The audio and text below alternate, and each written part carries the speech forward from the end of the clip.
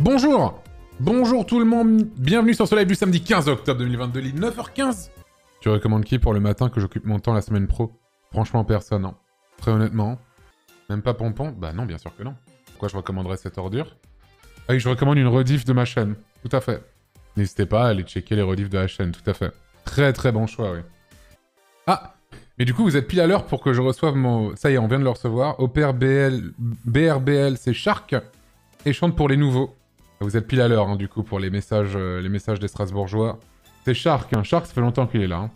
On se souvient de Corbeau, on se souvient de Japon, on se souvient de Monaco Givenchy. Non, je suis pas un indique, j'ai justement jamais balance. Hein. Jamais un seul numéro, quoi. Tu penses que c'est des viewers? Franchement, je ne pense vraiment pas.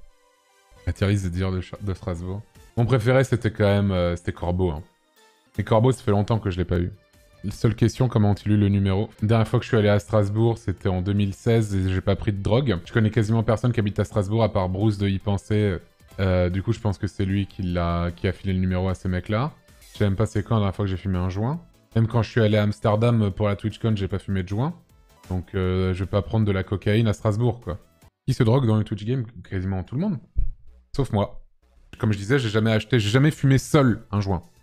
Comme de l'alcool d'ailleurs, j'ai jamais bu de l'alcool seul. En fait, je me suis toujours dit, et je pense que c'est assez juste, si tu fumes tout seul ou si tu bois tout seul, c'est qu'il commence à y avoir un petit problème, je trouve. No shame, évidemment, pour les gens qui le font, tu vois. Force à vous. Courage, surtout. Mais en tout cas, je trouve que j'aurais été sur une pente descendante. Après, boire un peu devant un live seul, par exemple, c'est genre ok. Pour moi, ça ne le serait pas. Après, voilà, hein. C'est toi qui vois, hein. C'est pas parce que tu bois une bière au calme quand tu rentres du taf que tu vas tomber dans la dépendance et que c'est sus une bière ou un verre de vin solo de temps en temps. On est très loin de la dépendance, vous êtes des glingos. Ah mais probablement, hein, c'est toi, si t'y arrives très bien. Moi je sais que je n'y arriverai pas. Moi je sais que je tombe très facilement dans les addictions. Et du coup, moi, ce truc-là, en fait, je trouve que c'est de la merde. Parce que je sais que sur moi, je sais que j'aurais ensuite un problème avec l'alcool, je pense, si je faisais ça. Genre, si je me buvais une bière tous les jours tranquille, tu vois. Alors c'est sûr que sur le papier, c'est un truc qui casse pas trois pattes à un canard et que voilà, quoi. Et du coup, je veux pas encourager les gens à être en mode non, allez-y, c'est ok, tu vois. Parce que je sais que pour certains, c'est comme moi, en fait. Le jour où tu l'auras pas, tu te diras putain, ça manque quand même, tu vois. Enfin, je connais par cœur ces mécanismes-là. C'est trop un truc que moi, en tout cas, j'évite et je sais que pour d'autres aussi. Comme cette saleté de vapote, absolument impossible de ne pas tirer dessus, quoi. Voilà, c'est un exemple type que moi, je suis addict à des trucs. Moi, j'ai commencé à fumer des cigarettes exactement sur ce modèle-là, hein. Genre, ouais, de temps en temps, en soirée. C'est bon, je fume pas à côté, hein, je fume juste en soirée. Hein. Ensuite, allez, une seule petite... Ma mère a fumé des cigarettes, donc vas-y, je vais lui en prendre une petite, et puis c'est tout, quoi. Ensuite, je vais lui en prendre deux, puis je vais en prendre trois, tu vois.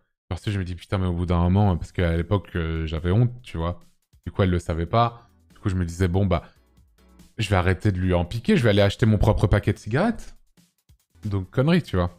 Donc, c'est comme ça que je tombais dedans. Tard en plus, hein, comme un abruti. Hein. Ouais, c'est ça, c'est attention. Oh, il y a des gens qui font ça qui sont pas addicts. C'est cet espoir que ce soit pareil pour moi qui m'avait fait tomber dans la weed il y a quelques années, c'est ça.